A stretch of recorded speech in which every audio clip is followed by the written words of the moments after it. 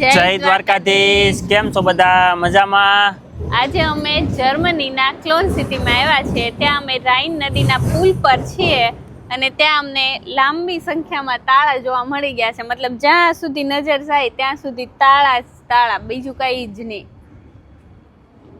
અહીંયા તાળા મારવાનું કારણ એ છે કે પ્રેમનું પ્રતીક છે, ફ્રેન્ડશિપનું પ્રતીક છે. મતલબ કોઈ બે ફ્રેન્ડ લોકો અથવા કોઈ કપલ અહીંયા તાળું મારી અને પોતાના એક એક અક્ષર હોય નામ, એ તાળું મારી અને સાવી છે ને રાઈન નદીમાં ફેંકી દેવાની. તેથી છે ને એમનો સંબંધ અતૂટ રહે એવું કારણ જાણવા મળ્યું છે. બાકી તમે અહીંના તાળા જોવો ખાલી. અને લવ લોક પણ કહેવામાં આવે છે ને. તમને હવે નજીકથી તાળા બતાવી. આખા પુલમાં કશે એક જગ્યાએ નથી. મતલબ અહીંયા મારું હોય ને તો વિચાર કરવો પડે કે હવે આમાં ક્યાં જગ્યા કરવી. તો જગ્યા નથી એટલે હવે બધા સામે ચાલુ કર્યું છે. ના સુધી જ નથી. અહીંથી તે ઈ પુલ સામે પૂરો થાય છે, સામેની સાઈડ, ત્યાં સુધી કન્ટિન્યુ સેમ તાળા જ તાળા, બીજી કઈ વાત જ નહીં. આમાં આપણે તાળો મારવું ક્યાં મારવું?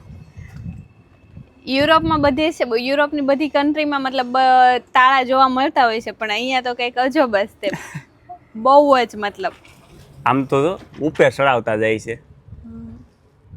ઇન્ડિયામાં આપણે આવું છે કે નહીં કોમેન્ટ કરીને જણાવજો. નહીં, મેં નથી જોયું. તમે જોયું છે ચેતન?